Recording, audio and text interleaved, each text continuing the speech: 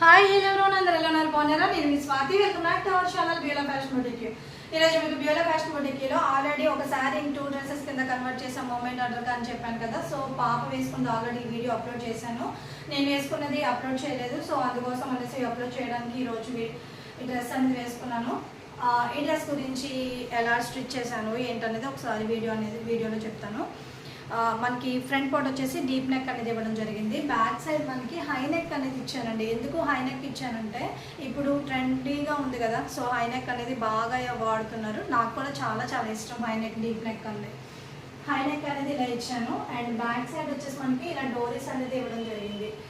So front back మనం high neck ఇచ్చాం కాబట్టి ఫ్రంట్ అనేది డీప్ ఉండాలి. ఎందుకంటే డీప్ లేకపోతే మన ఫేస్ అనేది నెక్లోనికి వెళ్దాం అన్నమాట. సో అందుకోసం అనేసి ఫ్రంట్ డీప్ ఇచ్చుకోవాలి. నేను మరీ హెవీ డీప్ ఇవ్వలేదు, నార్మల్గా నాకు యూజ్ఫుల్ అయ్యేలాగా ఇచ్చుకున్నాను. ఓకే, నెక్స్ట్ ఇంకొకటి ఏంటంటే పఫ్ స్లీవ్.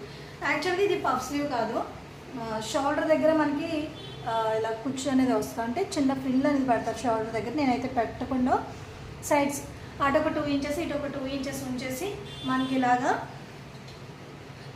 కుర్చీలు కనబడుతున్నాయి కదా, సేమ్ ఇలా ఇచ్చాను. ఇవే ఇంకా హెవీగా ఇక్కడ వరకు ఇస్తే కనుక చాలా చాలా బాగుంటుంది. అదొక మోడల్ అనమాట. స్లీవ్ పేరు నాకు ఐడియా లేదు, కానీ చాలా చాలా బాగుంటుంది వేసుకుంటే. కాకపోతే ఏంటంటే మన దగ్గర ఫ్యాబ్రిక్ మాత్రం 2 ఫ్రాక్స్ అవ్వాలి కాబట్టి నేను ప్రతిదీ చూసుకుంటూ ఫ్రంట్ డిజైన్ పెట్టుకొని బ్యాక్ ప్లెయిన్ పెట్టుకొని, అండ్ ఇక్కడ మనకి పార్ట్ వచ్చేసి అంతా కూడా నేను వర్క్ ఇచ్చాను. అండ్ కింద ఫ్రిల్స్ మాత్రం ప్లెయిన్ ఇచ్చాను. పాపకేమో 2 స్టెప్స్ ఇచ్చాను, నేను సింగిల్ స్టెప్ అనేది వేసుకున్నాను. ఓకే, ఇది ప్రిన్స్ కట్ అలాగేమి స్టిచ్ చేయలేదు, నార్మల్గా డాట్స్ బ్యాక్ అండ్ ఫ్రంట్ కూడా డాట్స్ ఇచ్చేసాను నార్మల్గానే. ఇవి కూర్చోడానికి పెట్టాను. ఇంకొక మీకు యూస్ఫుల్ అయ్యే టిప్ చెప్తాను దీంట్లో. ఆ టిప్ ఏంటంటే మనకి ఇక్కడ యాక్చువల్గా ఫ్రిల్స్ అనేవి పెట్టుకుంటున్నాం కదా, ఈ ఫ్రిల్స్ పెట్టుకున్నప్పుడు మనకి కొంచెం పొట్టున్నా లేకపోయినా కూడా కొంచెం ఎత్తు పెట్టినట్టు ఫ్రాక్ ఇలా కనిపిస్తుంది కదా.